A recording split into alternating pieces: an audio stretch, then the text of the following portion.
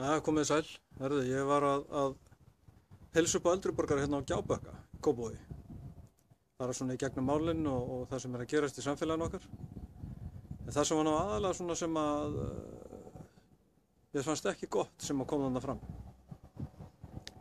Það er hvernig er verið að hafa áhrif á fólk yfir höfuð. Það eru skoðanakannanir í gangi og við ræðum það er alveg sundur og saman.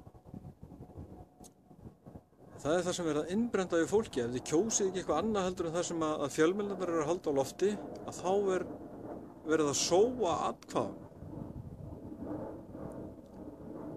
Og fólki sagði mér bara hreint út, þetta hefur bara áhrif.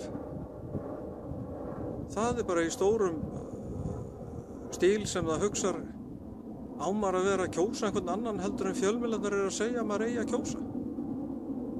Þetta er ekki góð skilaboð sem er að verið að sitja út í samfélagið okkar. Ég hvet alla. Kjósið bara það sem ykkur finnst, en ekki vera að kjósa það sem er verið að segja ykkur að kjósa.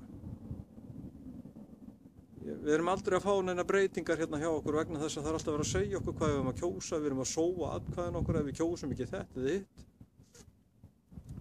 Kjósum einu sinni bara það sem okkur finnst.